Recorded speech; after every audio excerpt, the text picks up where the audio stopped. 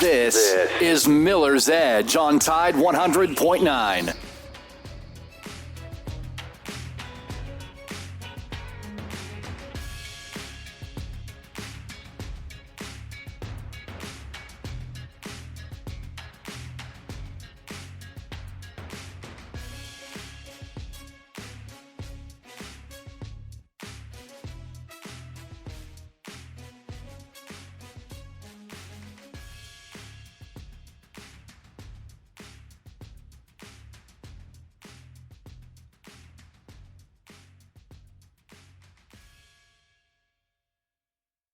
By his critical post-game comments from Sunday's loss to Seton Hall, saying he wasn't ripping his players. He was describing why his team lost the game. This is the Miller's Edge with Christian Miller, two-time national champion and team captain for the Alabama Crimson Tide, and former Carolina Panther, and his father, Corey Miller, the pastor of pain, a 9-year NFL veteran with the New York Giants and University of South Carolina Hall of Famer. This is the Miller's Edge. Like you do, nobody gon' love me quite like you. Can't even deny it every time I try it. When I look in my eyes, you know I'm lying. Body to body, skin to skin. I'm never gon' love like you. Oh yeah, here we go. Ain't Talking Tuesday on the Miller's Edge. You're on the Tide 100.9, 12:30 a.m. There you go, Noah. TBC. Noah's got it going down, bro. Have you heard that song yet? I have not, but I like it. Yeah, it's all over social media. No, I like that. That was nice. I like to get up to date on the new music. There you go. Enlighten me, Noah. Who is that? That's Mooney Long. Mooney Long. Mooney, M-U-N-I, Mooney Long. Hey, well, you recently started using TikTok, so I'm surprised you haven't heard that song yet. I mean, it literally is blown up on TikTok. I like it, though. The beat was like, you know what I mean? It's catchy. I like it's catchy. I need to, get out the Suburban and get into the convertible. Yeah. You know what I mean? On a Talking Tuesday. Just riding around in the whip, you know what I mean? Just cruising. The sun's out. Beautiful day in the 60s here.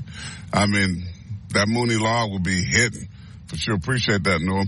Welcome back, by the way, to the good old sports talk scene.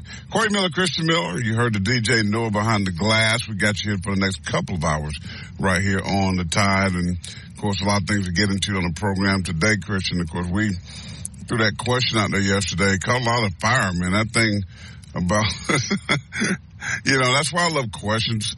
We call this Talking Tuesday, right?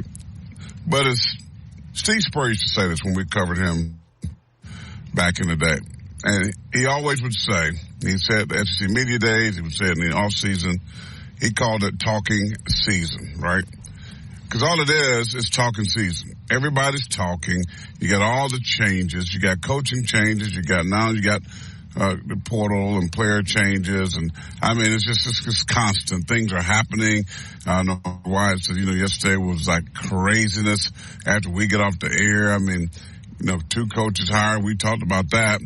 Then Coach Inge left with the Tennessee. Then just right away, an hour later, Kalen DeBoer replaced him, which tells you that they already knew this was coming, right? All this stuff is already, these things are happening behind the scene, right? That's why I don't really get into all the coaching stuff and listen, it's going to work itself out. It just does, right? Because we know with coaches, all this stuff is happening, right? There's a reason why Alabama doesn't just go out there and put out these welcome to, the Tide. And because I think some coaches are unsure. Some coaches have things going on. We know these things to be fact. So you don't really get caught up into all of that. Not for me. I think for me, I just respond once I see it. But yesterday was definitely a doozy. I mean, you got 2 coaches signed. You get an offensive line coach. You get, you fill those voids. You think your staff is in place, and boom, there you go. Just going to Tennessee. We talked about him yesterday a little bit. How we liked the last coach. We did mention that. So now he's gone. Now he's replaced. with the guy that you are very familiar with. I'm sure you're going to talk about him, and you got a great relationship. You know that whole situation with the new coach, to coach the backers. So this is what it is. It's talking season. It's moving season. Kalen DeBoer got the staff now, at least today at 12:06 Central Time. It's intact. We don't know what's going to happen before the show's over, before the day's over.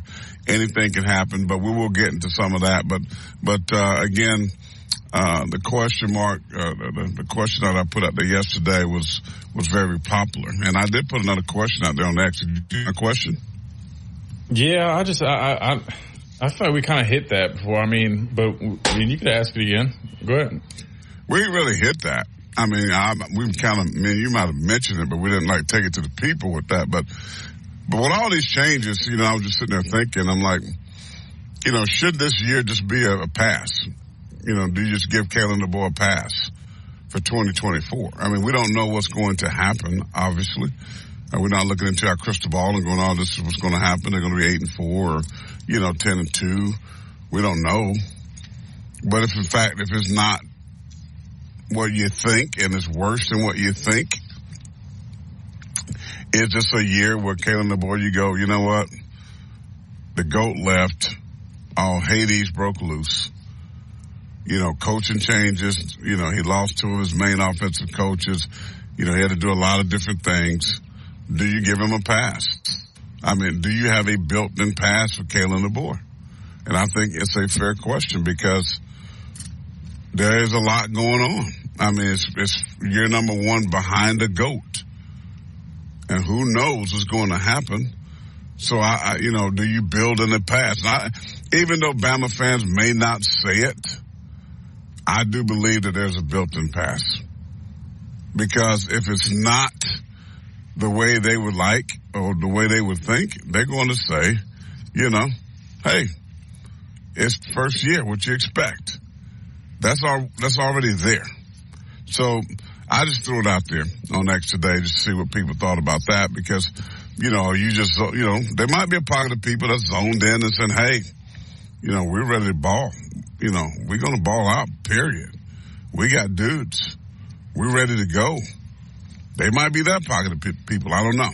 But I just think when you look at the overall and what's happened and all these coaching changes and player changes, now, today, even last night, we got some more guys from the portal that's coming over from Michigan and Washington. We'll talk about those guys here in just a moment. What does that mean for the Tide?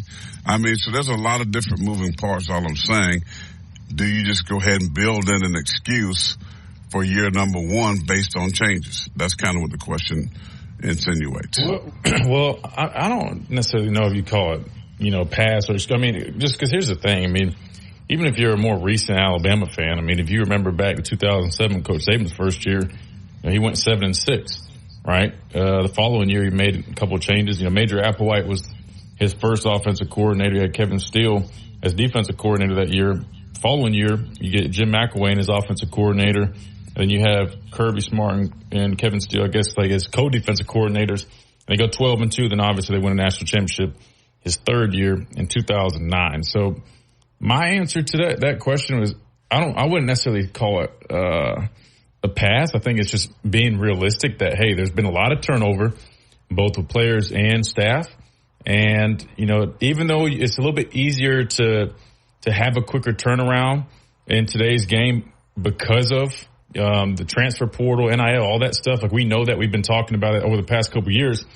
Nowadays, a coach can get in a program and turn it around in record-breaking time, right? Before it was he needed several years to get his guys, to get, his culture established. Now, we've seen, even Kalen DeBoer at Washington, he was able to, hit the portal, get a couple veteran guys on his roster that filled some key pieces, and they turned that Washington program around quick. Now, obviously, Alabama's a different scenario. You're not necessarily turning it around because, we've been the mecca of college football for quite some time, and we're the pinnacle of college football, right? But at the same time, I still believe, I think you got to be realistic, knowing that there's definitely some change. So to answer your question, I wouldn't necessarily say pass, but I think a lot of people will kind of have realistic expectations. Now, with that being said, 7-6 is not going to cut it for this fan base if we're just being transparent. I know Coach Saban went 7-6. That was a different ballgame, right? Coach Saban didn't have the same guys, same quality of players. They didn't kind of already have this foundation that was built at the time, right? I know if you go way back in Alabama history, there's plenty of rich history, but I'm saying at the time when he got here.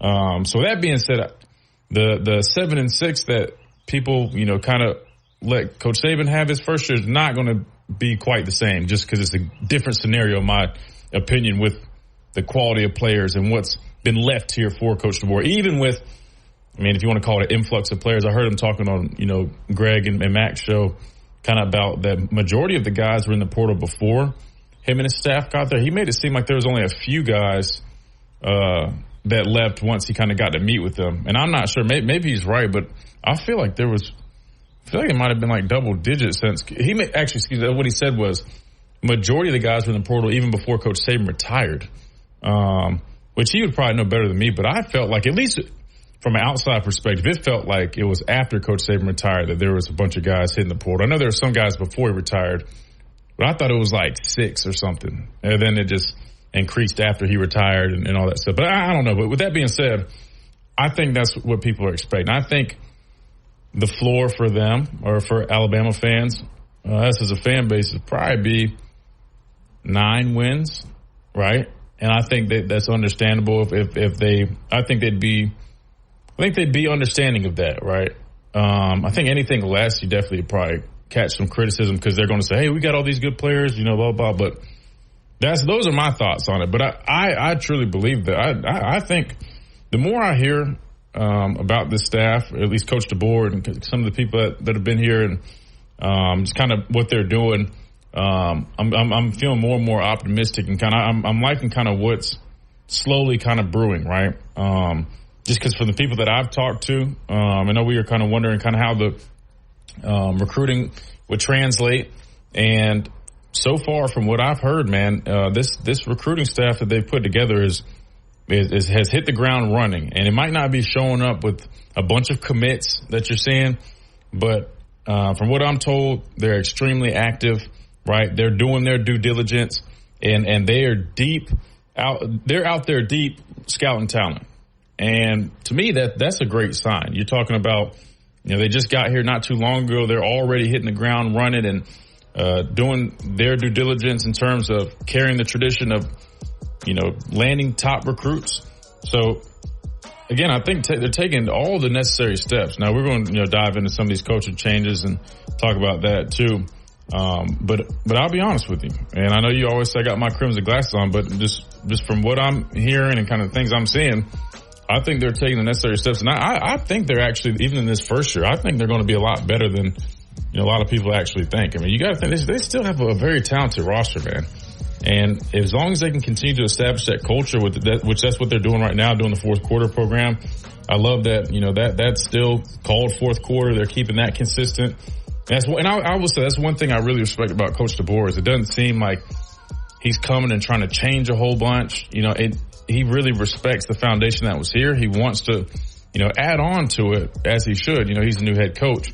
But he's not looking to, can do a complete overhaul and just completely, gut things out. And, I think that's the right thing to do. So that's one thing I respect about him. I really like what I'm seeing in terms of him kind of respecting the foundation and wanting to build off of it. So I think that's good. And then I'll give you an example. I just saw today, and this is something small, but I think it will be big, in terms of recruiting and just within the locker room. So Ronnie Clark, Ronnie, you're good friends with his dad and his folks. He's a former teammate of mine who played at Calera. So his sister is a hairstylist, and she's been doing, I know it sounds funny saying she's been doing the guys on the team's hair for years, but a lot of guys have dreads, braids, and all that. But she's been doing the hair of football and basketball players here for years.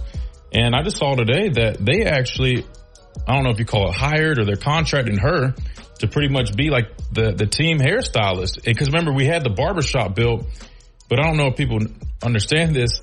They built that barbershop at the complex, but we couldn't really use it like you would think because before NIL, we couldn't get free haircuts. So they'd basically have to pay a barber to come, and then we'd have to legit just pay the barber, which is fine. But it ended up kind of fading out, and nobody ever used it because it didn't work how people thought it would. But now with NIL, they can just pay Ariel or they can pay a barber to basically just come in there and work there. And then guys can get their hair cut and done for free, I'm assuming. And I'm sure that they'll tip them or something. But what I'm getting at is that to me is awesome, right? Because, you know, Ariel's been doing that for years. Her brother played football here. They go get her to do that. And I think that's going to, stuff like that to me shows that, you know, they're taking steps in the right direction. And they know what they're doing, man, establishing a culture, working with recruiting, kind of basically what I'm getting at is revamping the barbershop. So that got me excited because that's a great opportunity for her, and I think it's huge for the players. That's something that a lot of guys are going to love. Because, like I said, man, a lot of guys. I know you got the bald head now, but you know I got long hair. She's done my hair before. She gave me some nice braids. You know, a lot of guys have dreads and stuff. She's going to have them looking right. Now she can do it right there in the barbershop. So little stuff like that, man. I like that they're taking advantage of that. Well, you got to cater to, you know, who's in your locker room, and that's what's in your locker room. And kudos to those folks that know how to make that stuff happen. So I think that is critical stuff. So, yeah, I like that. Of course, you know how much I love the Clark family, so kudos to them for allowing that to get done. We'll talk more about the transfers coming in. What does that mean? We'll continue to go with that question I threw out there. Does this team get an automatic pass on year number one based on all the changes that has transpired? We'll talk about that. And I've been delving into a little bit of this Womack defense, this 4-2-5, and you know, talk more about that. How will that change based on what Nick ran and the personnel that's here on campus right now? So we'll dig a little bit more right here on the Miller's Edge on the Tide 1230, WTBC and Tide 100.9. Download that free app. A lot of good stuff right there on that app. LUMEdeodorant.com, code 222, and get an extra $5 off a Lumi starter pack. That's LUMEdeodorant.com, code 222. Tide 100.9 Tuscaloosa weather. A sunny sky this afternoon. The high today 63. Clear tonight, the low 38. Tomorrow, partly to mostly sunny, the high 69. Thursday, increasingly cloudy. The chance of a shower by afternoon. Rain more likely Thursday night, the high 71. I'm James Spann on the ABC 3340 Weather Center on Tide 100.9. It's 62 degrees in Tuscaloosa. This is Miller's Edge on Tide 100.9. Like it's Marilyn Manson. Got the cash advancing. Get the Sprite and enhance it. Pull the walk out the pantry. Take a sip and I'm dancing. She like a 1221 on the dial here on a Talking Tuesday. Corey Miller, Christian Miller.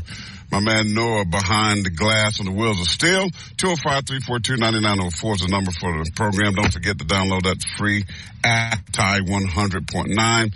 You can leave your thoughts, comments, questions right there. Also, we'll get into later on in the program, maybe hour number 2, the college football confirms a new 12-team playoff format, improving a 5+7 model. So we'll talk about that. With automatic bids for the 5 teams plus 7 at large. We'll get into some of that. What does that mean? How does that look for Bama? We talking about on that fringe 9-10 win that a lot of us thinking that they're going to be at. So we'll talk about that probably in hour number 2. Christian talking a lot about his excitement with what Kalen DeBoer is doing with this football team. Christian, I want to hear from him a little bit in just a moment because he was on with Mac and Cube. Has some things I do want to talk about what he said in that interview. But listen, you talk about the recruiting. We talked about the importance of the transfer portal, right? The importance of finding those guys. I mean, when that stab became available, I just kind of tweeted that old boy Morgan and said, hey, this your guy. I mean, you're at Michigan, you're the GM, you got to go get these types of guys. Now, he's not the number one guy. He started with 4 games, I believe, for Michigan last year, played in the national championship game, a good football player. We talked about needing to hit that portal as far as filling bodies, getting some depth. He not going to just walk in here and start, but he definitely can play. He definitely with how thin we are. Oh, yeah, maybe. But, I mean, with the rotation, you would think probably not, but maybe. And the word is that they're going to look to get another player as well in that secondary because we talked about this defense and one of the areas that they got hit hard with Caleb Downs leaving especially, big loss, is at the safety position. So I think that was a really good get for them just, even if he don't start, I just think you need bodies when you talk about employing a 4-2-5. I mean, you need 10 secondary guys that can be available to play right away. So I think that was a good get for them. The tight end is a ho-hum for me. 4 catches. I know it's a lot of yards, but yeah, it is what it is. They got a full tight end room. You get another body there, special teams. So, I mean, I see how that could work. Maybe he knows the system, so that helps you there too. So he can definitely help the tight end room. But nothing that's, you calling home to mama about this kid coming to your program. But I do like how they utilize the tight end in Caleb DeBoer's offense. I mean, you go back to the national championship game, the walk-on tight end, they talked about who was very instrumental, not just in the title game, but against Texas as well. I think he was even bigger against Texas, how they utilize the tight end, stretching the middle of the field, those just kind of just blocking it and checking out late. I like how they did that with the tight end. This kid was a walk-on, not the one we got at Alabama, but I'm drawing a blank with the kid's name from the bowl game and the championship game. But that's an area where they will use. We always talked about Black and his ability to stretch the field. How Alabama and Tommy Rees never really utilized that. So hopefully they get to a place where when they got a full tight end room that they'll be able to use that. But talk about Christian Inge. I mean, your thoughts on that? I mean, we were talking about him some yesterday before he bolted to Tennessee. And then the replacement, because I know you have a relationship. He recruited you. You know about his prowess there. Just talk about that whole situation and what that means for the Tide. Well, I don't know much about William Inge, if I'm being honest with you, other than, he came. Not Inge, but I'm just saying about the replacement. Yeah, no, I was getting to that. I was just saying I can't speak too much on Inge because I personally don't know too much about him, other than, he came from Washington. But I'll say this, though. Christian Robinson, who's expected to replace Coach Inge. He recruited me to Georgia. I think he was probably a GA at the time because he's a former player. I mean, he played at Georgia 2009 to 2012, I believe, and I came out of high school in 2014. So, yeah, I was on visits there in 2013. So he probably immediately, I'm guessing, kind of joined that Georgia staff. But really cool dude, man, and I think it's a good hire. I know some people – probably from other fan bases, which they always do this, whether it's Florida, Auburn, saying it's a bad hire. I don't know what makes them say that now. I'll be honest, I hadn't necessarily followed his coaching career much. I know he coached at Auburn. I know he coached at Florida. I know he filled in as interim DC at Florida, I believe, and maybe some people didn't think he did the best job at that. But here's the thing. We hired him as an outside linebacker coach. We didn't hire him as a defensive coordinator. So with that being said, I think he'll be a great fit. He played linebacker in the SEC at Georgia, a guy that's going to be able to recruit extremely well this area. He's been in the SEC. He's a younger guy. He's got good energy. Players are going to really enjoy being around him. So that's why I think it's a good hire. Now, again, like I said, from a coaching perspective, I don't have the analytics. I know people have these coaching analytics and they come up with ranks and stuff. I don't know how that works. Can't tell you much there, but I can say that I do believe that he's going to be a great asset here. I think he'll do really well here, and I think it's a really good pickup. And to me, I'm sure Coach Inge probably would have been fine, maybe, but I mean, I don't think his track record was the greatest in my opinion. I know he came with DeBoer, but to me, I think this is a better fit and a better hire. And again, that's me saying that without knowing too much about Coach Inge, but just from knowing Christian Robinson and knowing his SEC background, I think it's a good fit on that defensive side of the football. It is interesting to me, though, that Coach Inge decided to leave. I mean, if you think about it, it's really a lateral move or almost a downgrade because he's going to Tennessee to coach linebackers, pretty much the same thing he was doing here, but he would have been at Alabama with familiar faces and Coach DeBoer and at obviously a much better program. So it's kind of interesting. And then the fact that they were able to replace him almost immediately. They announced Christian Robinson, it seemed like 10 minutes later. Now, I don't know if that's the case, if they maybe said, hey, we'd almost prefer Christian Robinson. I don't think that's the case, but who knows? Definitely thought the timing of everything was kind of interesting. But, yeah, that's what I got about Christian Robinson coming in. I'm excited for him. I think it's a good pickup. I think he'll definitely do, a phenomenal job here at Alabama. The other thing I was going to point out, too, is Coach Saban spoke in Birmingham yesterday, I believe, and I think he was asked about Kane Womack, and he basically said, he speaks with him every now and then. I guess he's expected to actually meet with him this week. So that got me feeling good. Again, and it's not that I don't have faith in Kane Womack, but I'll be honest with you, knowing that Coach Saban, with his expertise, being arguably the greatest coach of all time, and, he's a defensive guy, right? That's his expertise. That makes me feel good knowing that he's going to kind of be in Kane Womack's ear and can kind of help, assess his plans and give him some guidance, give him some advice. Now, I don't think he's going to completely change his whole system, but I feel much better knowing that Coach Saban's around and can kind of guide him and navigate him and kind of give him some ideas on how he played things, right? And I think if he can take some influence from Coach Saban and kind of learn some stuff and kind of implement that into his defense, I'm not going to lie, that might be that balance that we were talking about. You like to play a lot more zone. You think things should be simpler. Obviously, Coach Saban's system is layered. It's a lot more complex, but it gives you a lot more diversity and can attack things from all angles.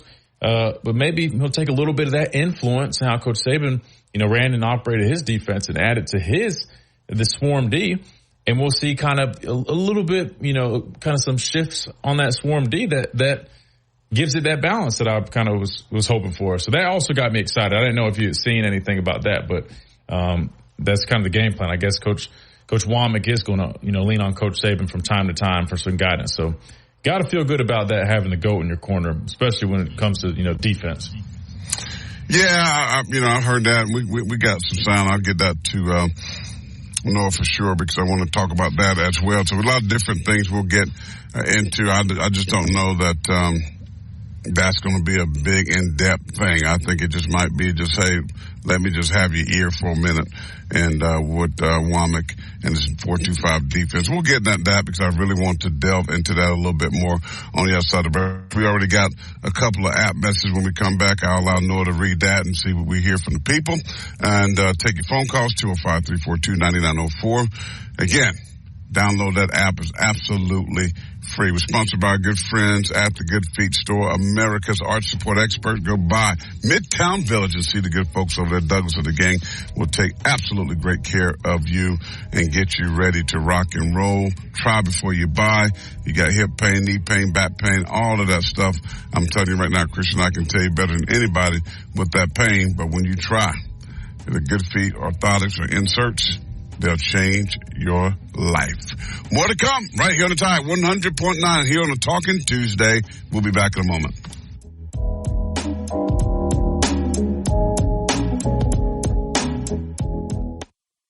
Weekday mornings at 6 a.m. The Martin Houston Show. Join the Martin Houston Show powered by Max Sports for a Would You Rather Wednesday. And we're going to look at these Bama coaches that have left the staff. The word out there is Bama doesn't have great coaches, but everyone seems to want our coaches. So, hey, we'll talk about it. Would you rather have coaches that people want? We'll also highlight the Kroon family, and we'll look at Bama versus Florida and the prediction and what you have going there. We'll also bring in Scotty Hollins, Executive Director of Blueprint Ministry. Those conversations and more right here on your home for Alabama Sports. Generation of legends. We are here for you. Aggressively pursuing victory over injury. Learn more at andrewsportsmedicine.com. This is Miller's Edge on Tide 100.9. Something that I'm missing, maybe my head for one. What's worse, looking jealous or crazy.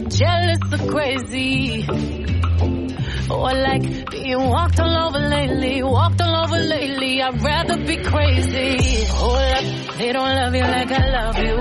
All right, we're back here on a Talking Tuesday. Corey Miller, Christian Miller, hanging out here with you on a Tuesday. Beautiful weather here. Christian, how's the weather down in T-Town? It's great, man. Sunny, feels nice outside, man.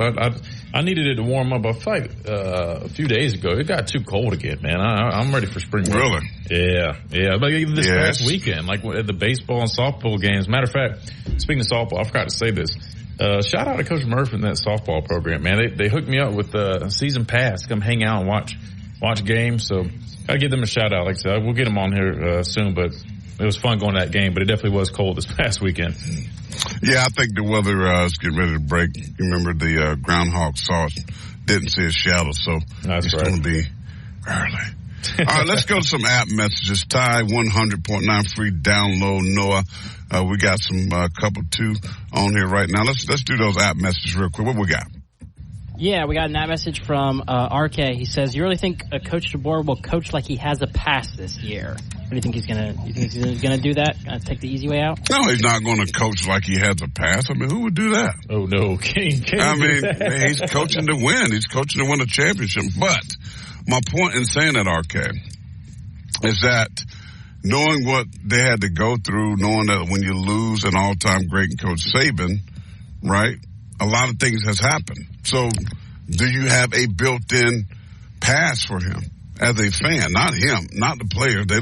They're not preparing to lose. But from a fan perspective, do you say, hey, if they go 8-4, which could happen. I know a lot of you don't believe that can happen. You think that they're just going to show up and it's going to be the same thing. We know anything's possible. Carry on. So if that does happen, if it's an 8-4 year, are you going to be that person that says, hey, it's all good. We had this happen. We had that happen. He took up for the GOAT. What you expect, blah, blah, blah, blah, blah. Is there a built-in pass, which I think all fans already have that, especially for year number one. And it's Nick Saban you're replacing. It's just not Johnny Smo. This is a GOAT. I mean, so, I was just wondering because, there has been a lot of turnover. You expect turnover, but did you expect him to not have Grubb, to not have all these coaches that have left him, that came with him? That's 3 coaches that came to Alabama with him that said, you know what, thank you, but no thank you. Right? So, an important coach. So that's what I'm saying, RK. We have another one, North? Yes, we got that message from KJ. He says, he's talking about DeBoer as well. He says, the thing I like about DeBoer is he's not stubborn. You don't have to pull teeth to get him to listen to you. The fact that team leaders like Malachi Moore can pick up the phone and call him, say, Coach, check the support staff member because we don't do things like this at Bama. And he listens is huge. So that's just KJ talking about DeBoer. And he says, not sure if you guys caught Womack's Alabama interview, but I was shocked to hear him talk about his plan to use parts of 3-4 and nickel still. Saban started a national championship, blah, blah, blah. So I was about to say, I wish KJ was on the phone. So because he basically was insinuating that Malachi or some leader on the team would call him and say, hey, almost not, just kind of remind him like, hey, you might want to check this guy about something. I'm not sure exactly what he's referring to or if that's just a hypothetical, but I have no doubt they can definitely call him and talk to him about anything that they're concerned with or that they feel needs to be addressed. So I agree with that. I'm curious though if there's a specific instance he's referring to the second part. What was that second part? No, he said that the Kane Womack. I'll be honest with you, I did not catch it. If anybody's got a rerun of it, let me know. Cause all you gotta do is Alabama's up there. Are you subscribed to Alabama? No, but on Twitter he posted. No. They don't post it. You got to be a member of Alabama to watch it. Oh, okay. I thought I saw something. Yeah, no. They post the link, but you have to be a member. So they charge you for the interview, basically. So basically, like they've been interviewing coaches and players as a part of the Alabama subscription. Smart idea to get you to subscribe. But no, I did not watch it. But no, we've heard that too, and that's the thing. Nowadays, defenses have so many multiples to them, or most of them do. So that doesn't shock me. If you really look at a system, technically, honestly, with multiple defenses, they can kind of merge and mold all into each other. Just like, again, our base defense was on paper a 3-4, but we really probably were only in a 3-4 actual defense, base defense. Maybe, probably less than 10% of the snaps. Honestly, I highly doubt it was even 10% of the snaps, right? And that's probably excluding field goal block, excuse me. But, I'm curious to see what he had to say about it. But I have no doubt they're going to kind of mix things up. Especially with the personnel that we have. You have a room loaded with young outside linebackers. I feel like you'd be hard-headed not to find a way to implement guys like that. So, that's good to hear. That's, again, personnel, that's not my issue. 4-2-5, that's not my issue. We've been doing that. My thing is more so the integrity of coverages and kind of how you attack, stuff like that. That's more of kind of what I'm curious to see how that looks, because that's the main difference when you compare these defenses, the integrity of the coverages compared to how, our philosophy on coverages during Coach Saban's tenure with his system. But I'll definitely have to try to go back and check that out. Was that all of them for now, Noah? Well, yeah, listen, we make so much of this 4-2-5 is what I want to, we got people on hold on the phone. We'll get to those. But here's my point, because the 4-2-5 has been around. It's not like it's some extravagant defense. All it is nickel defense, right? It's back in the day when most everybody was regular, which means 21 personnel, 2 backs and 1 tight end. You put your regular defense in, which is only a 3-4 and or a 4-3, 4 down linemen, 3 linebackers, and vice versa, 3 down linemen, 4 backs, and 3-4. And then you go nickel, which means 1 guy subs in, 1 guy subs out. Normally it's the Sam backer, which is what I played. Yep. And if I wasn't that fluid, fast guy and couldn't cover down and space on a wide receiver, which you're going to get with 3 wide receivers when they go 11 personnel, 1 tight end and 1 back, right? You go 4-2-5. That's nickel. That's 5 defensive backs, 2 inside linebackers, and 4 defensive linemen. It's not some big deal, right? And it's just based on how you choose to play. All right, so if you can play 4-2-5 against regular. Some people do. Correct. Right? If you got to circle the Sam backer or the money guy or the safety type, whomever, whatever you want to call him, whatever defense verbiage that they use, that guy you circle, right? Because if you got a big enough guy that can play in the box, you can play 4-2-5 against regular personnel all day, every day, twice on Sunday, right? Now, if you got a smaller guy that can't play down in the box, now you're going to have problems. And this is where I'm looking at Womack's defense. Kane Womack's defense is, how is he going to play 4-2-5? If it's going to be more base and zone coverage, which means you better have 4 studs at defensive line. The only way you're going to be successful in playing base in a 4-2-5, which is nickel, by the way. Look at the people behind you in the church and say nickel. You better have 4 dudes that can get it done. Because if they can't play the run, if they can't play on the other side of the offense, if they can't get extension and get off blocks, you're going to get gashed in the running game. Now, what people do to offset that, a lot of coordinators, what they do is say, okay, because we're undersized, because we're small and we got smaller defensive ends, especially in Bama's case, right? When you look at Will Anderson Jr., when you look at Dallas Turner, when you look at Chris Braswell, those boys that's 250, 240, that's playing basically defensive end or slash outside linebacker edge, whatever you want to call them. Well, those guys are not typically, even though Coach Saban and his staff did a great job of teaching how to play one-on-one blocks. Well, when you get tight end in the game and you're facing double teams and you're facing traps and pullers, and now that's a whole nother game. And that's what you're seeing with these offenses that are showing 11 personnel, but yet they still running regular run game. They still running traps. They still pulling linemen. They still making those smaller, undersized guys kick out. They still making that safety, star, whatever, spur, whatever you want to call them, right? Come up and take on offensive linemen when they're scraping. And you're getting beat. Christian, this is the problem I have with being a true 4-2-5. That's why, Coach Saban, you know this better than me and anybody else. That's why you were multiple. Because of the run game. Right? And then if you get too big, and then if that guy can't play in space and can't cover in space, you know what teams do? They run a lot of bubble screens. They run a lot of quick game. Right? Because they know that they circle that guy and they attack that guy.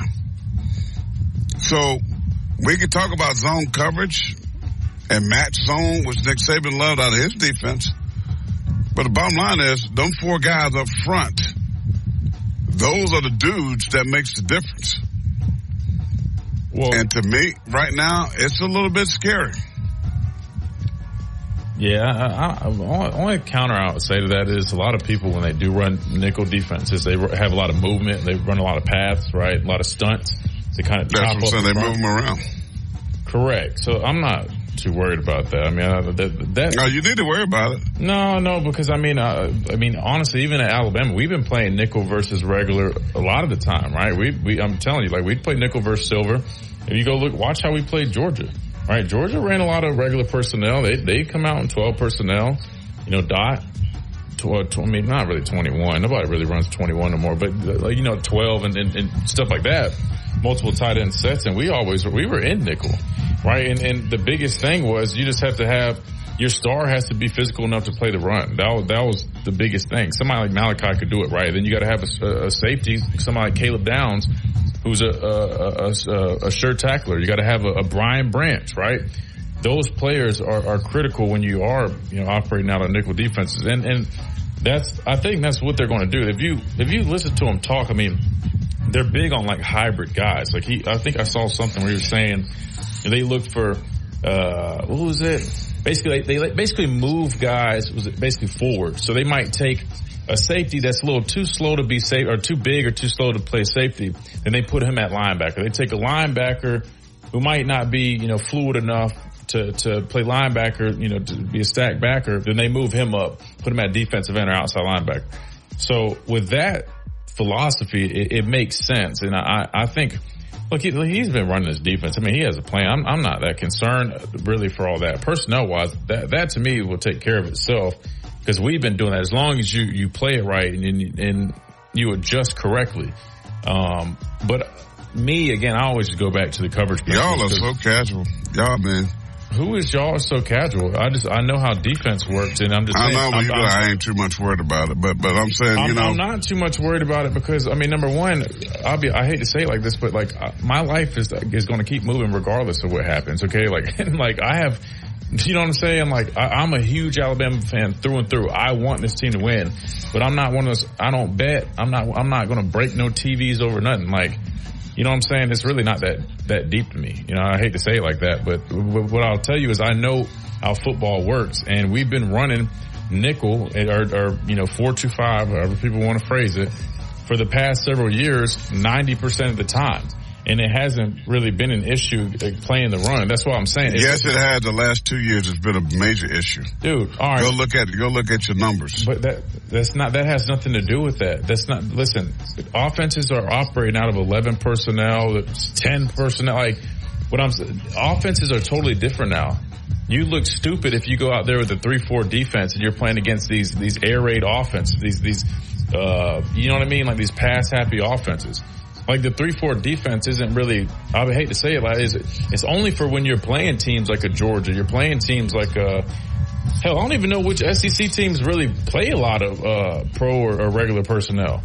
It used to be when I was here, LSU, we played regular. Arkansas, we played regular. Sometimes Auburn, because they get those jumbo sets, we'd be prepared to play regular. But then they had a guy like Nick Marshall who you had to adapt. That's what I'm saying. Like, really, there used to only be about 3, maybe 4 SEC teams that you'd play every year that you'd really kind of gear up and get in regular. But honestly, towards the end of my career, in the past several years, I'm telling you, 90% of the time you're in nickel. That's what I'm saying. I'm not concerned about that. To me, is not the personnel. That's not the problem. The thing like I said, it goes back to the coverage philosophies, because I think that's a big deal. And as long as they're, look, you said it. You think that if they simplify things, it might need kind of a facelift. No, it does need a facelift. So this might be that. So I don't understand why you're so concerned. No, my point is, I'm not concerned. The point is to draw up. No, I'm saying you don't, as a fan, you don't go, I'm not this. No, my point is to this. You worry because they have struggled there in the run game in nickel when they were in nickel. And that's what I'm saying. That might not have been the personnel or scheme. That might have been the actual legit personnel, meaning the players. So you always talk about the right. That's what I'm saying. Okay, that's the reason the word. That's why I said the scheme, though. That's why I said the front four concerns me. The front four concerns. We got to hit a quick break. Come back. We'll go take a phone call before the top of the hour break. DEAL or text DEAL to 511-511. Text DEAL to 511-511. All pets are unique. Your pet's results can and will vary. Message and data rates may apply. Studies available upon request. Tide 100.9 Tuscaloosa weather. A sunny sky this afternoon, the high today 63. Clear tonight, the low 38. Tomorrow, partly to mostly sunny, the high 69. Thursday, increasingly cloudy, the chance of a shower by afternoon. Rain more likely Thursday night, the high 71. I'm James Spann on the ABC 3340 Weather Center on Tide 100.9. It's 62 degrees in Tuscaloosa. This is Miller's Edge on Tide 100.9.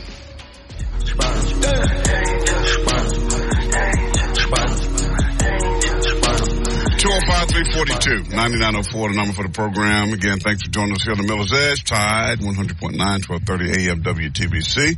To the phone lines, Ellis, welcome in. You lead us off here on a Talking Tuesday. Good evening, sir. Morning still.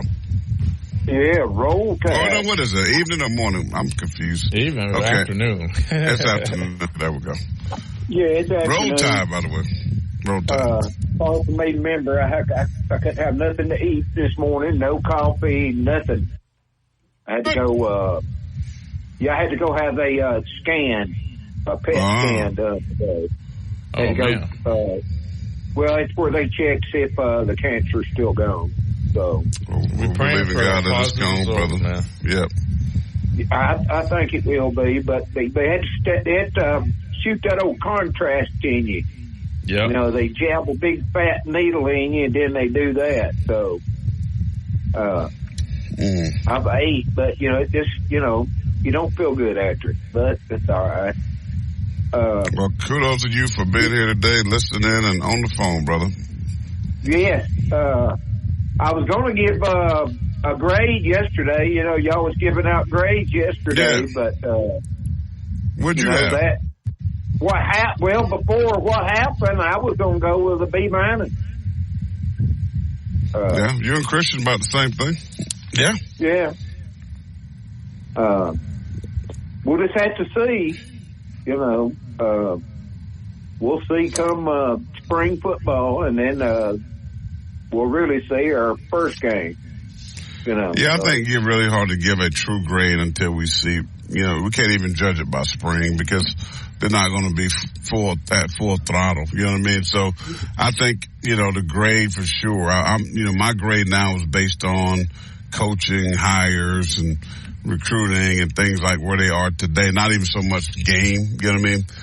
Based on what Cam the boys done up to this point. That's why I said C- just because of all the turnover, especially with his own coaches leaving, which was not expected. Yeah, and then one left yesterday that was right. Do you think they knew that was going to happen? Yes, because there's no way that you go hire another coach in like an hour. Yeah, well, that's what I was thinking. I just wanted to make sure. Yeah, I mean, I think that was something already in the works, and they knew, and he already probably reached out to the guy, and the coach from Tennessee is a friend of mine. He actually spent some time in South Carolina, Gene St. Mary. When he left, I mean, that job was going. I think it's been reported he was going to be gone a couple of weeks ago. So, they knew they had an idea that was going to happen. That's why he was able to hire somebody so fast. And then was going to say something about the basketball team. They looked mighty good over the weekend. Do you think they're going to wrap it up? It's a done deal for them? You think anybody can Auburn, can South Carolina, can Florida, Kentucky run them down? You think they're going to be the outright regular season champs? I do. I think they are too. And I think that they will beat Tennessee coming up. And I'm going to be there for that ball game. That's right. Tennessee's right. The Tennessee is the one team potentially that can catch them. I don't worry about South Carolina. I think they're going to have a tough way to go to finish. So is Kentucky and Florida. But Tennessee is a scary team. But I still think Alabama wins outright. And the Bugs lost, so that was good. Yeah, the Bugs done. Yeah, they thought, they was going to beat Kentucky, We're at home. We're going to beat them. And then they didn't even lead. They didn't even lead through the whole game. So that just made it even better. Well, the thing is, though, Ellis, everybody else was down on Kentucky as well. I mean, they lost, 3 home games in a row. I mean, they had just been So everybody's like, well, and we knew that place at Auburn is freaking crazy. I mean, it's hard to win there. You got to give them credit. They have a crazy home field or home court advantage, I should say. And but kudos to Calipari and Kentucky going in there and getting it done, because that's not an easy place to go and win. Yeah. Y'all, do you ever listen to a group called Alabama Shakes? Yeah, they're country, right? Oh, she's good. You need to listen. You need to pull that up and listen to it. Well, the DJ's on it right now. When you said Alabama, it's called the Alabama Shakes? No, it's Alabama Shakes. The DJ Noah. You familiar? You like them, Noah? They're good? I think they're good from here, so. They're from Tuscaloosa, T-Town? Oh, no, just from Alabama. Okay. I think Mobile. Oh, yeah. Oh, one of them dudes that's going to be like, live an hour from Atlanta and say you're from Atlanta. Yeah, the lead singer is a woman, boy, and I mean, she can bail out some notes. I've heard of them. I just don't, I'm not familiar with the song, but I know my man Noah, he keeps me up my music. Limestone County. Oh, Georgia. Well, I know y'all like a lot of music and everything, so I thought I'd throw that in. Yeah. Well, keep me up to speed, man, and I pray again that your scans will come back negative. And and I will know that. I will know that next Tuesday evening at 3:00. So I'll be sure to call in that Wednesday and give y'all the result. Yeah, well, you got a brother in Christ that's praying for you, my friend. That's believing God for the best. That's for sure. Yes, sir. I leave it up to him. Amen. He got you, brother. He is. He has got you. Well, I appreciate you calling, man, and get some rest. Yeah, and always remember, you got to have some good Alabama gear. You always got to go to Alumni Hall. Absolutely. You know the drill, Ellis. Alumni Hall, Midtown Village, for your latest and greatest officially licensed Alabama gear. The hat wall, Yeti products, all the sweaters, sweatshirts, polos, you name it, right there at Alumni Hall. The best stop to Alabama gear and to shop. Again, alumnihall.com, where the ultimate Crimson Tide fans shop. Check them out now. If you're local, head on over to Midtown Village right now and go get you a nice little Alabama polo, hat, t-shirt, something. They've got it right there at Alumni Hall. Appreciate you, Ellis. Any tank tops? Roll Tide. Roll Tide. Alumni Hall got tank tops. They got jerseys. They got the baseball jerseys. All that good stuff. I ain't wearing no jersey because it's a man law violation. I don't blame you there, but I meant baseballs. I just want a Tide. I want a Tide tank top with that new logo because I'm down at a 2X right now. So I probably can get me something. Good for you. Make me look like I'm big. All right, we're going to hit the timeout. If you're on hold, stay right there, 205-342-9904. We'll take your call. We're coming right back to you. Got to hit that top of the hour break. More of the Edge just around the corner. Back in a moment.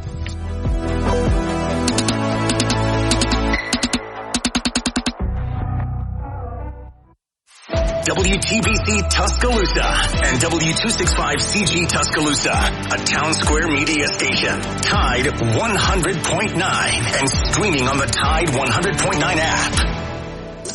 From the Fox Sports Studios in Los Angeles, here's Monty Bolaños. Longtime Patriots special teamer and 10-time Pro Bowler Matthew Slater announced his retirement on social media. He was drafted by New England in 2008 and spent his entire career with the Patriots, winning 3 Super Bowls, and is the franchise all-time leader in special teams tackles.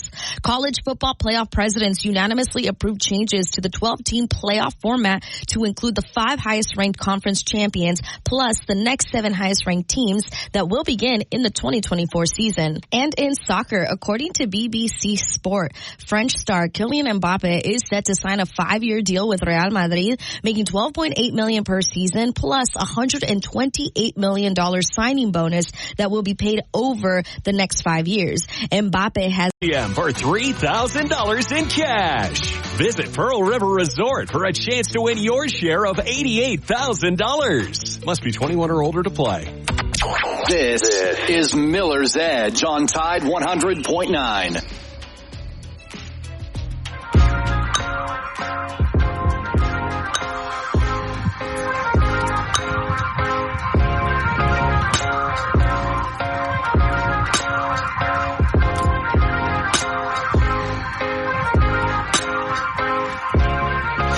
2703 6th Street, downtown, T-Town. That's R&R Cigars. Go see Reagan and Randy. Check them out. Beautiful day like today. You want to sit on the porch, get some good TV in, look at all the great news and sport news, and hear about your great football coach, Kalen DeBoer and the Crimson Tide. Go see Reagan and Randy. Get you a nice cigar from the best humidors in all of the Southeast. If you're into a nice little adult beverage, they got you the best bourbon selection in the Southeast and many others to choose from. You can do it right there, just around the corner. 2703 6th Street. That's R&R Cigars. If you're not there and you like smoking cigars, you like relaxation, and you need them shipped to you, we got you covered. Go to the website, rnrcigars.com. Use that code word, the Miller's Edge. They'll ship them to you absolutely free. You will be glad that you did just that. Check out Reagan and Randy at R&R Cigars. 205-349-904, the number for the program. Again, a lot of good app messages coming in on the free download, Tide 100.9. Let's go back out to the phone lines. Let's go to Romulus, Alabama. What's up? Hey, how y'all doing today? Good. Like 50 grand. Like 50 grand. Yeah. Well, I'm glad Ellis called in and shared about his situation. We should be thinking about him and praying for him, so I'll keep him in mind. We got him covered, brother. We believe in teamwork and prayer. Yeah. I'm going to change my grade from yesterday. Shocking. Yeah, it's very shocking. I'm going to go unsatisfactory. I'm going to give my incomplete because you know what? They can't even put masking tape on their shirt and write their name on it before they out the revolving door. I have never seen anything like this. wait, hold on. I listened to the show yesterday, Ron Fowler. I'm like, he said, well, ask me to give a grade and don't swear at me. I said, I'm not giving no more freaking grades. I'm sorry, I'm done. I gave them a C- with you yesterday, but they haven't started the courses like the first day of class. Oh, man, I enrolled in school. But first day of class, I dropped 2 classes. Party. I don't, it just blows my mind what's left of it. I mean, really. Wait a minute, Tommy, slow down for a minute. You said they can't do with masking. Say that again. I said, they leave so fast, they don't even write their name on masking tape to put on this shirt. Because the revolving door is open and spinning. Oh, my Lord. That's funny to me. It's worse. I know you remember, but Tristan does. You remember the banana splits? Yes. It was a car tank. Yeah. Dogs or whatever, elephant and some other creature. I've never figured out in 50 years what it was, but we won't go down that road. Christian, do you remember the banana split? The dessert, yep. Yeah. Not the show. Well, I'm talking about the show. Bingo, bango, wango or something. I'm like... Bango, bango, wango. Yeah, whatever. But, I mean... Well, you're going incomplete. I mean, incomplete is actually a fair grade. No, honestly, that should be everybody's grade. Because it really is. I think you're spot on. We just play for fun of the game. That's what I was saying. That's when you got upset with me because you called me Dr. Phil.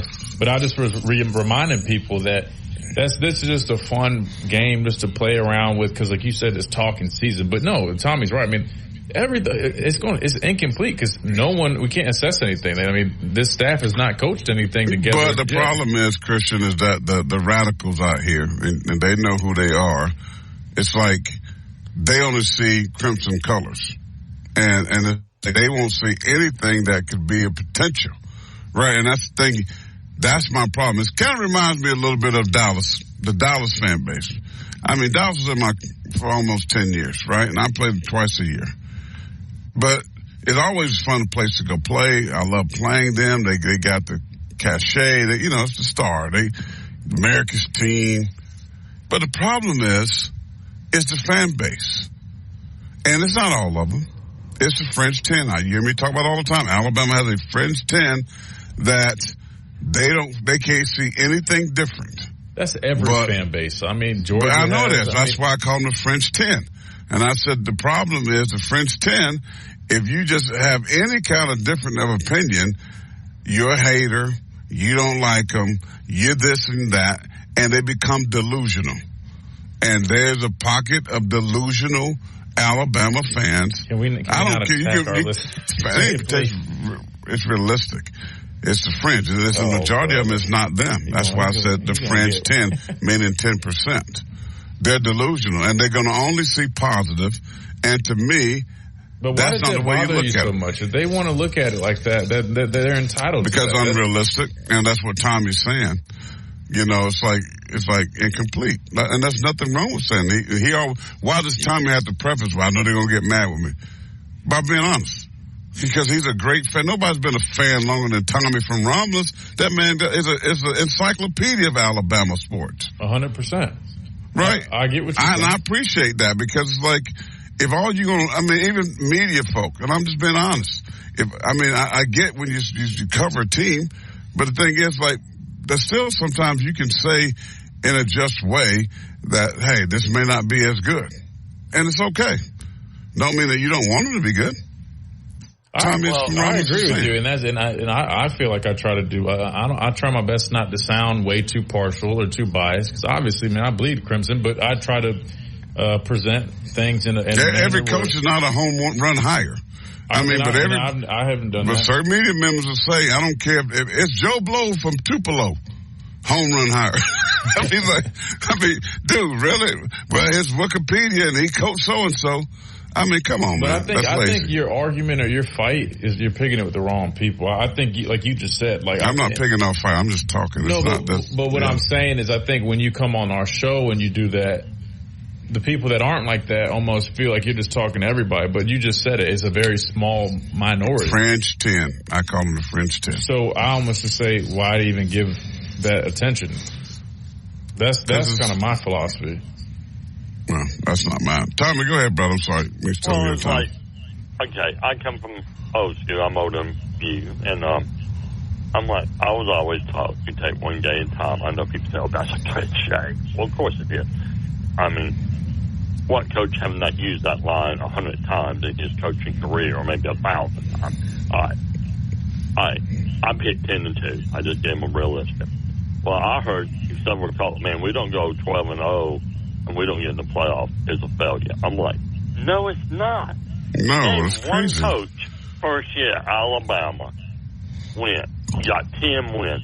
Coach Ryan didn't do it.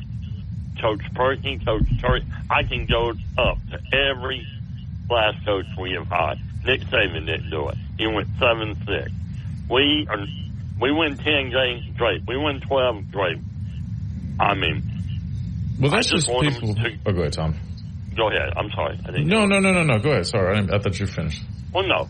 I like expectations. You need to set goals, but it's just like, well, man, we don't win 12 games. We don't beat Georgia. We don't get in the playoffs. We don't get the blah, blah, blah.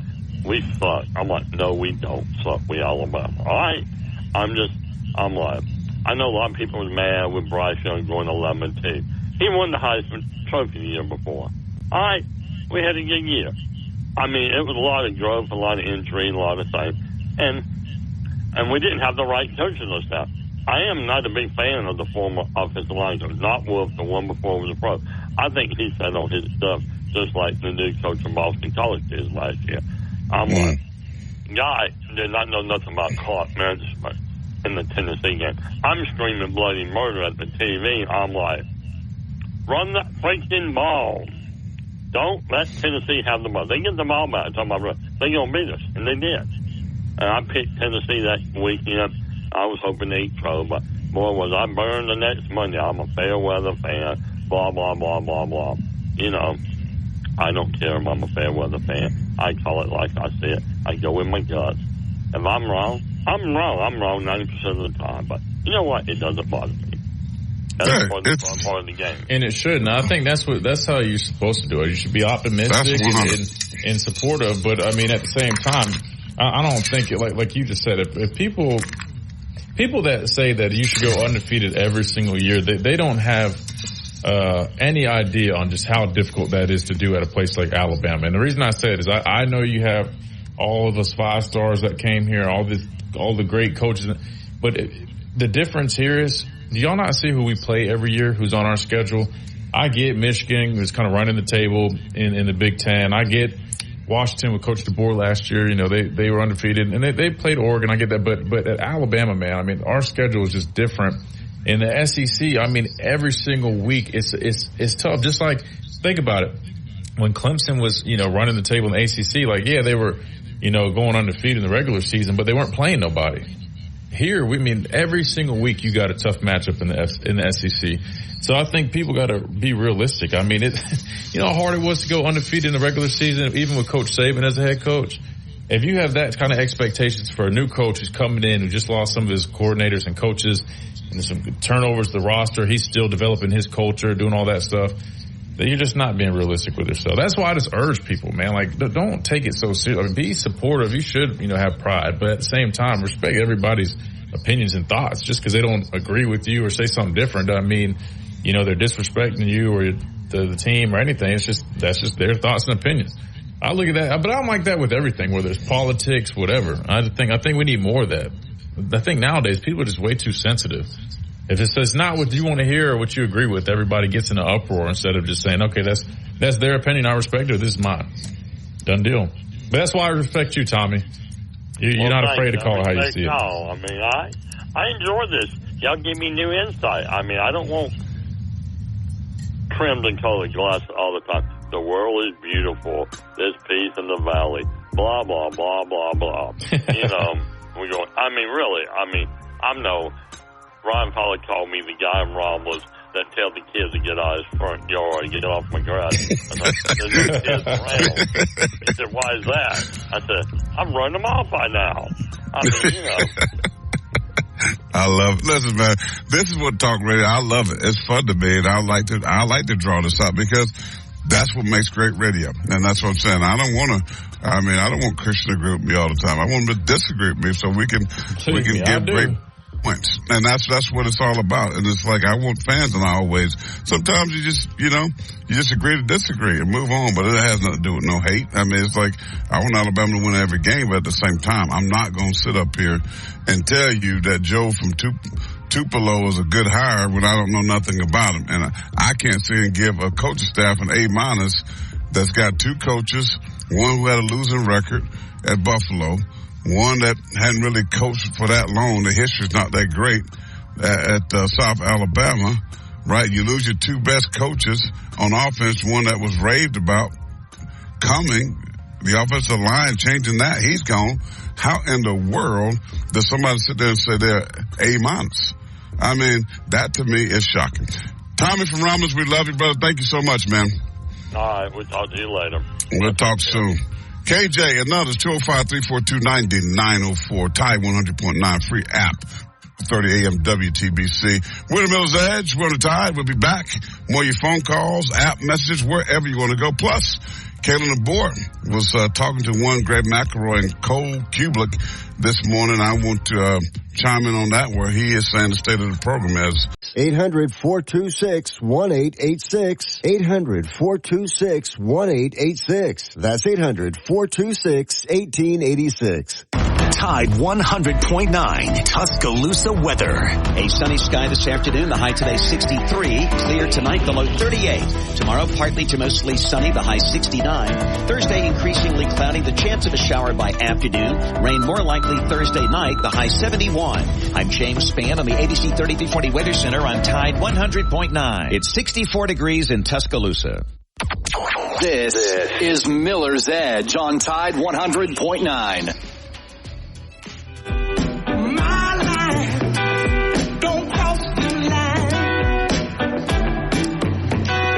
What you like, what I like, why can't we both be right? And we're back here on a Talking Tuesday, 205-342-9904. No, let's hear what the head coach, Kalen DeBoer, was on the radio down in, where's that station at, Chris? You've been on with Greg and Cole a lot. Birmingham.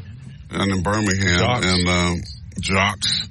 And he's talking to McElroy and Cole. We got a little bit of what he had to say today. Noah, if you don't mind, let's hear what the head coach, the new man in charge of the Alabama Crimson Tide football team. we love who we have here, and you know, yesterday just being in the indoor, going through our fourth quarter workout, it was electric. Like guys that have made this culture what it is, and you know, gotten it to this point. You know, they got a little chip on their shoulder. I think you know, there's a little bit of noise here and there that you know, they might hear, and we're going to use that to our advantage, just to help us be motivated, go to another level. It sounds like he's talking about you. You think is he listening to me? He might be. He might have seen some of your little posts initially. No, I mean, you still said you thought he was a good hire, but I mean, you were a little, you know, little critical of some stuff. But no, I'm just playing. He's not like that. But that's good though. That, I mean, they're using that as motivation. I talked about earlier. I like that they still are implementing the fourth quarter program and all that good stuff. But yeah, man. I mean, look, I said earlier, I like what's kind of brewing. You know, it's still waiting to kind of see. You know, I'm not. Well, I don't even know why I have to say this. Like I've said for you, I'm not painting rainbows, but I do like what's kind of slowly brewing up there. It's definitely kind of an adjustment. It's different, but everything I'm seeing and hearing is really been positive for the most part. You know, outside of, you know, having to keep replacing coaches, right? You know, that's kind of a hassle, but you know, I think the people that they brought in, you know, have been solid, and we'll have to wait and see. But I'll tell you this though, Coach DeBoer, I have a lot of respect for him from just what I've been seeing and hearing. I really like how he's gone about this. Again, he doesn't strike me as arrogant. He doesn't strike me as anything other than humble. You know, wanting to learn, and he's respectful. And I'm not just saying just how he's speaking, but just in terms of this place, because we all know this is a very special place, and I love how respectful he's been in this transition. No, I mean, the man's a good man. I mean, absolutely. If I sat down with Kalen DeBoer, we're probably going to have more in common than not in common, right? I know he's don't cuss and things like that. I know, but things I say is not perfect, right? What I look at is football is going to be football, sports is sports, right? I can respect somebody and appreciate that they're good people, right? And they probably going to do well just because their work ethic and smart, do the right thing. But at the same time, you know, as an analyst, you look at the entire pie. And right now, I honestly can say, and again, I would say it if Kalen DeBoer was right here in front of my face. I don't like all the hires. And I think he could have done better, in my opinion. Now, that's his job. That's why they pay him $10 million, not me. But the reality is, you just have to go out there and prove that people like me that have strong opinions are wrong. And people like me will say, I was wrong. Right? That's just the way it works. That's the way it works. There might be a reason some of them was going to be that I'm going to be right on some things. I know I will. But the thing is, it's like, it doesn't have anything to do with Kalen DeBoer. Alabama has a really good football coach who has won. I mean, 25-3 is nothing to sneeze on at a Division I program. I wasn't a fan of the Pac-12. Guess what? Most people that are Alabama fans weren't either until he became your head coach. I'm just keeping it real. We've been on the air, and I've been on numerous shows throughout the state of Alabama, Tennessee, the Southeast, where the Pac-12 was made fun of, right? So there wasn't a whole lot of respect from that league. But now he's here, right? What can he do with this program, with all of the facilities, with all of everything he needs, right? He got at his disposal. So we'll see. But I do know one thing, it's not going to be easy. It's not plug and play. It's not, you know, everybody else in the SEC is just going to go, oh, he went 25-3 and 100 and something, and look at his Wikipedia record and going to be wild. What they're going to do is they're going to bring the fight. Just like it happens every week in the SEC. It's not easy. It's tough. And that's all I'm saying. And when you have to still establish yourself, and the fact that you lost some great players, right? You lost now some great offensive coaches per your standard with Ryan Grubb and the offensive line coach. You just won the Joe Moore Award, right? You lost those guys. You just lost Inge and another coach just on yesterday. 3 guys that you brought from Washington to Alabama.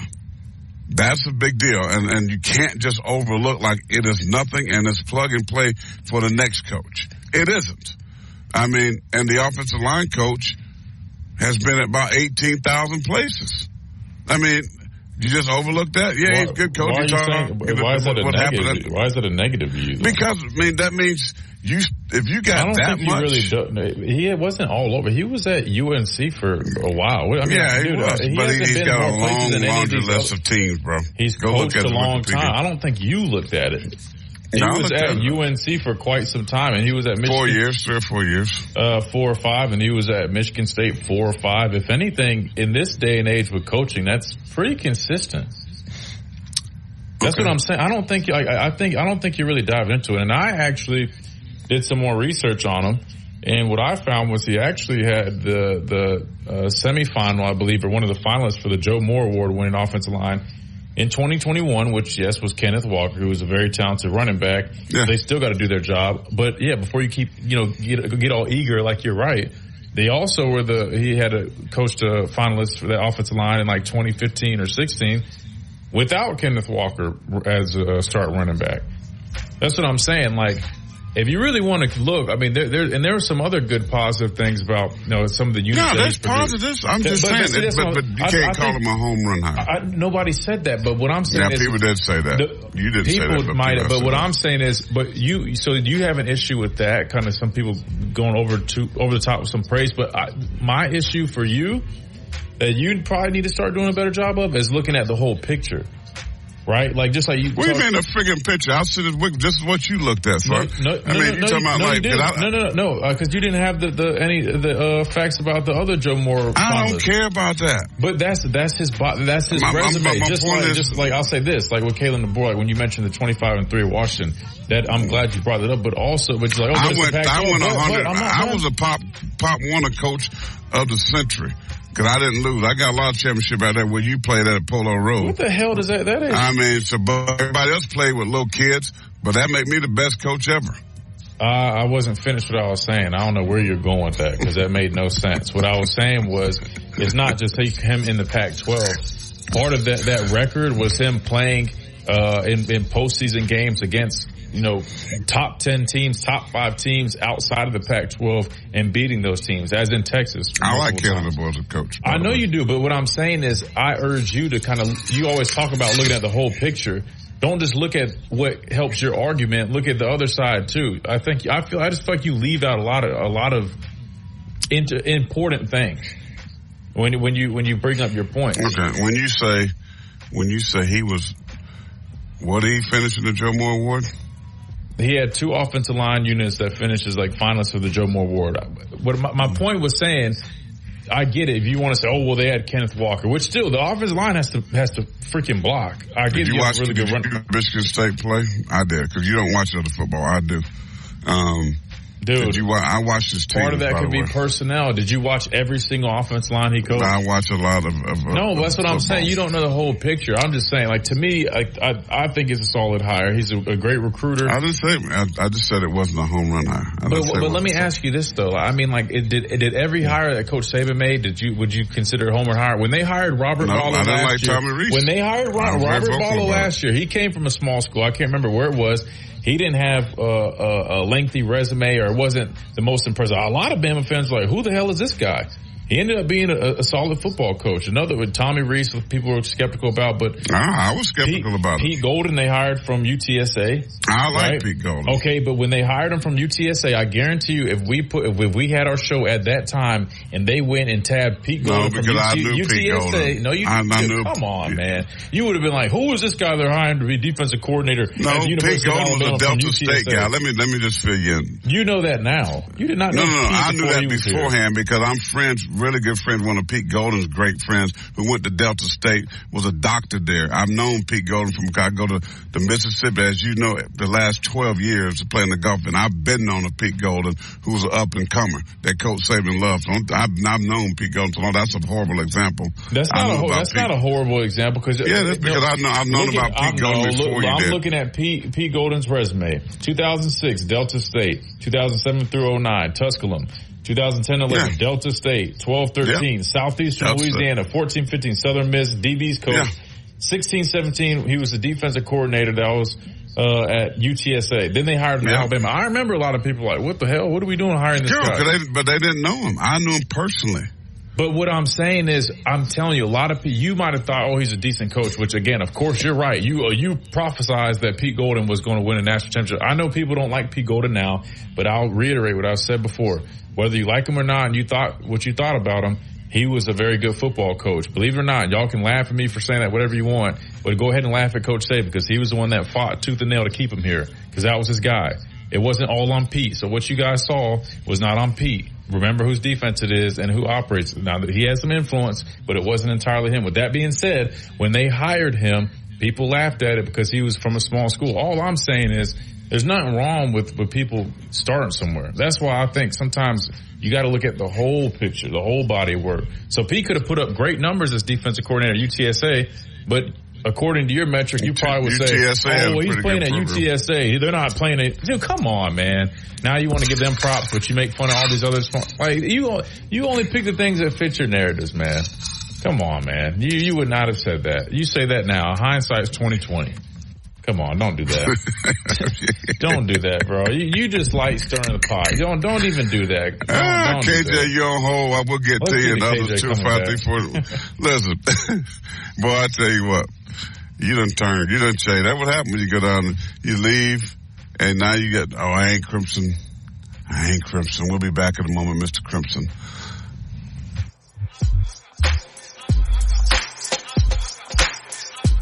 See if it makes sense for your business. Go to townsquarelocal.com for a free demo of the Townsquare Business Management Platform. Visit townsquarelocal.com. That's townsquarelocal.com. This is Miller's Edge on Tide 100.9. I like the wireless, not the best idea. His new girlfriend's legs, how I get here. I like the wireless. Welcome back. Noah, what is that? That's SZA. SZA? Yeah, you ever heard of SZA before? Nah. My goodness, she's like one of the biggest artists in the world right now. Really? Yeah. Yep. I mean, what do y'all find this music? I mean, come on, man. I mean, she's like mainstream. I mean, like, it's not like finding this music. I mean, do you like, it's like Spotify, YouTube music, or like y'all just hear about it, then you social media. I mean, it's easy to find music on social media. I mean, people are listening on the radio, or I mean, like people like artists. You know, they're waiting for artists to release music. I don't know. It's like anything else. Let's look at the KJ, man. I want KJ to join in on this. No, you need your help. Here's your little brother. Here. I don't need help. I spit facts whether you think it's biased or not. It's not. I'm just realistic about things. I'm not negative Nancy and I'm not sunshine pumper. I'm just calling it how I see it. KJ, let's get KJ in on this. KJ, what's going on, man? How are you today? I know you don't want to admit it, but your daddy a hater, man. You're just gonna have to put. Oh no, I have no problem. Look, I won't call him a straight hater because I know he does genuinely. He loves Alabama, but I think he gets caught. He gets caught in his ways. He gets caught in his ways of being so real or so tough. It's that old school toxic masculinity. I'm talking about I'm being an apologist by telling people just to keep an open mind. I used to think that's what it was, but now it's not. I realize. What you need to realize is you are just a homer. No, I'm not. I'm definitely not a homer. KJ doesn't come off as a homer. Yeah, you is a homer. I tell it like it is. You look for everything negative. Like anything that can find, like you're like, what can I find that would be negative about this? Okay, what? I said Caleb Boyd was a good coach. I liked him as a coach. Is that negative?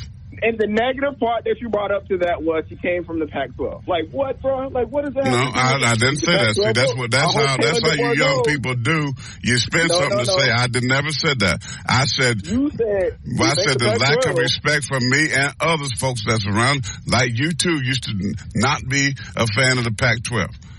Everybody talk how bad, and everybody in the freaking country would say how bad the Pac-12 was, right or wrong. At the time, but what you're leaving out is the Oregon football teams that he beat multiple times is a lot different. They have Alabama philosophies on defense, if we're being honest. Yeah, with but overall conference. That's fine, but you're also leaving out the fact that when he played out of conference games against even better competition, a la Texas and Sark, he also won those games. You're not including that. Let's put this on the table. Let's put this on. If Washington played Alabama's SEC schedule last year, they would be favored in a majority of those games.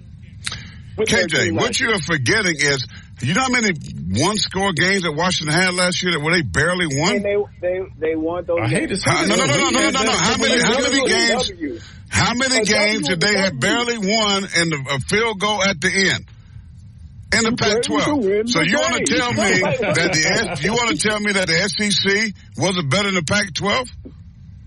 Well, I'm not getting at SEC versus. I'm talking about the head coach with his abilities to coach the people that he has right there with his players. He overachieved with them. You can put that wherever you want to put it. He overachieved with the talent that he had. He overachieved with one of the best quarterbacks in the country.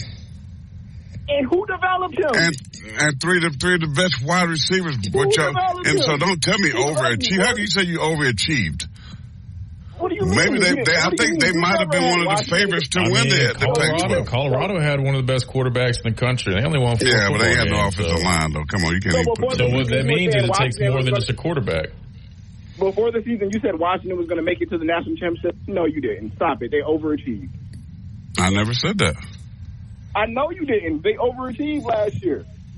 Well, I think everybody would have said, you would have probably said Michigan overachieved. And then you said that South Carolina. You would have said Alabama overachieved. That's when I knew it. When you said South Carolina coaches, you gave South Carolina a better grade than us. That's when I knew. Besides Kalen DeBoer, who's better on F? You got a better running back coach, a better receiver coach at Bama.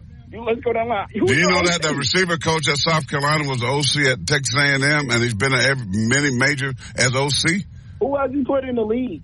Tell me some receivers that he put in the league. Go look at A&M. You don't think they got players in the league? You don't think Florida got receivers in the league? I don't know the names. Go look it up. I'm not a fan like that. I don't go running around 18-year-olds see if they're in the league. I mean, so you can go do it. But I know Florida and I know Texas A&M have put receivers in the league. Oh, but he didn't go to all those schools like what you just said about the offensive coordinator? I said I mentioned 2 schools of OC. Joe Dickens-Miller's 38 years in the NFL, a special teams coach.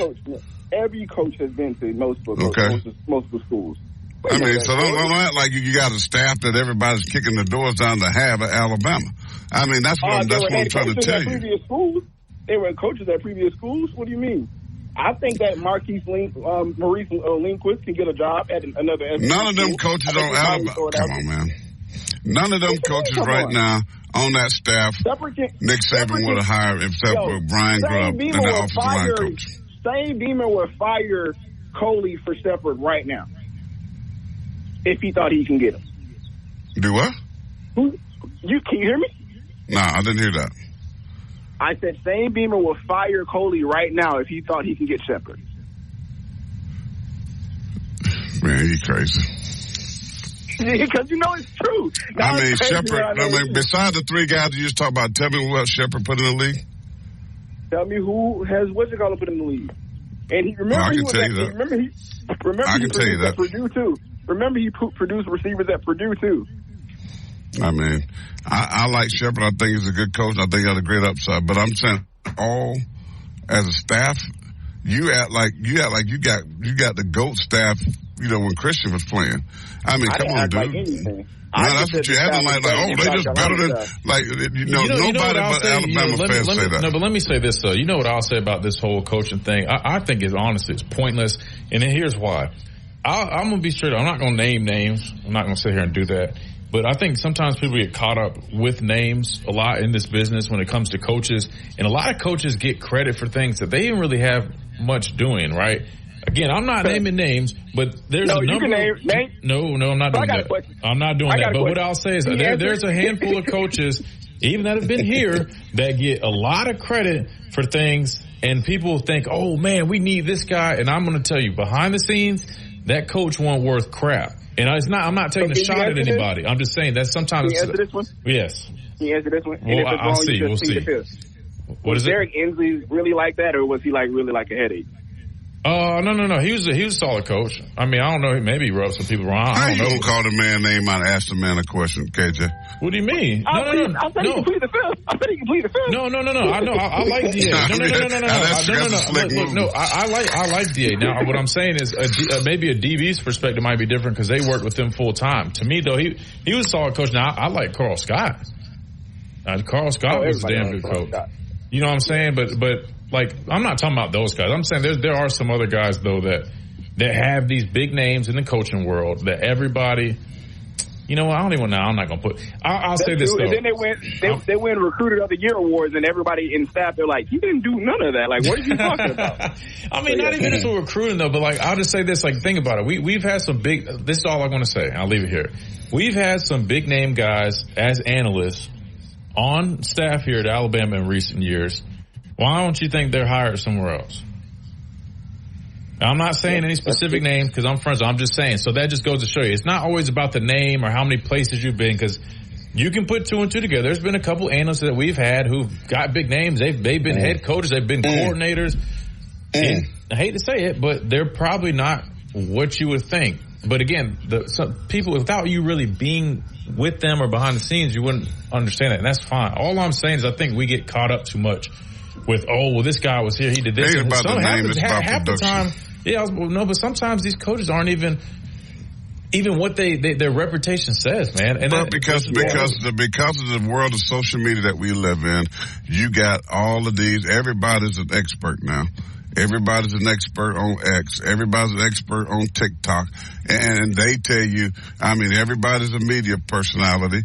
That's what I'm just saying. It's like this stuff gets lost. I'm just going to keep it real with you. I know stuff. I just don't say it. But my point is. I say it. I hope I get insider trading because I'm going to tell you. Well, you can say it. I'm not going to say it. But my point is, it's like this. I'm just kidding. Every one of them coaches, besides if you wearing crimson, don't have the same respect for your staff. Many of them. So my point is this. You can say what you want to.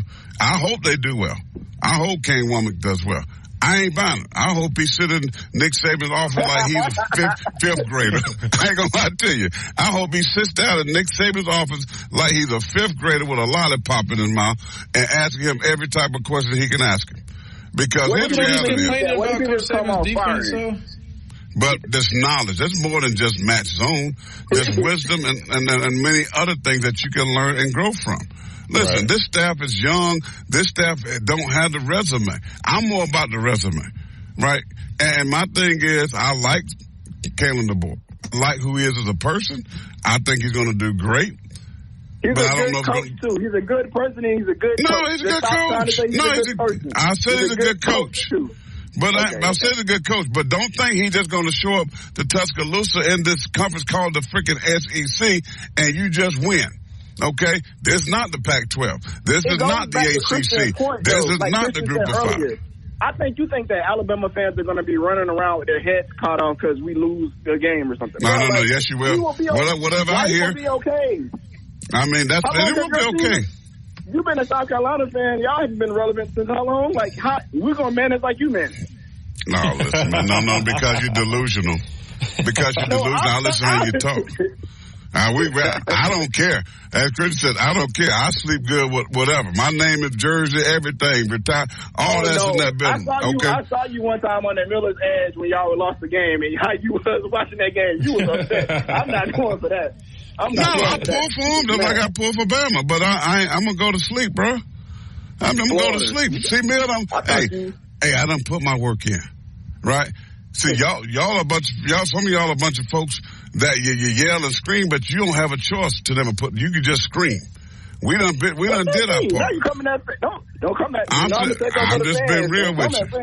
I'm gonna come. Listen, I'm one not scared of nobody, bro. I call it like I said. But my point is, you ain't gonna. Not you. I'm just saying in general. You ain't gonna tell me because I don't put that blood, sweat, and tears in, and nobody can take that. We go to work every day to come and pay for kids to work. Different. No. But you're not the expert. You're not the expert. I love you, but you ain't the expert, bro. This ain't Madden PlayStation. I got a group chat that's all we talk about is football. I know. I'm messing with you. I know. I think What do you guys think about the IG Live video yesterday? That's what I was hinting at, Christian, in my app message. Oh, you talking about them doing fourth quarter? Yeah, when Hodges went on, I seen something. Yeah, when he did the IG Live thing. I don't think that went over well. Did you like the drill? KJ, did you like that drill? Man, that's a football drill. I was about to say, you see, well,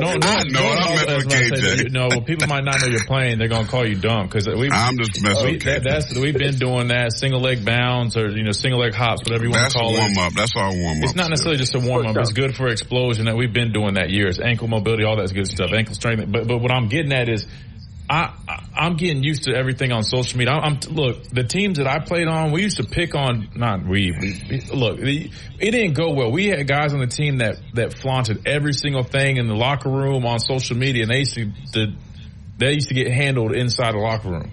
But now, it's different. I mean, a lot of guys are on social media showing stuff. Now it's just kind of different to me seeing a staffer post. And I get it's good for fans to be able to see the things they've been wanting to see, how things go on, but at the same time, it's just the live. I think that might have got handled, Chris.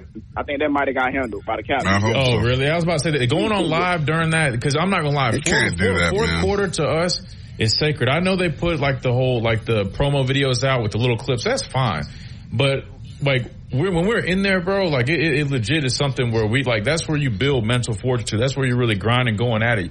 You don't want everybody just seeing everything, little highlights here and there is cool, but the coach once told me that they're scared to say certain things in the locker room.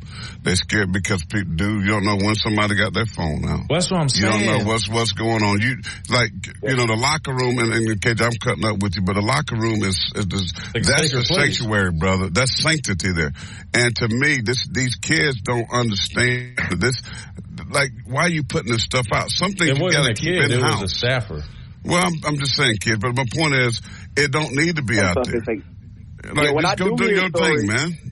Well, my friends do tell me previous stories about, I feel like that is, I'm like, yo, that would have been amazing to see. I want to see if Stewart jacked up a head coach or something you know what I mean? A coach or something. Of course, you want to see it. That's going to go on World Star, but we got to keep that in-house. That's what I'm saying. I'm not going to lie. We used to have people throwing hands during fourth quarter. KJ going to have all the girls and saying he going to put his head on one of them dudes like he was in that drill.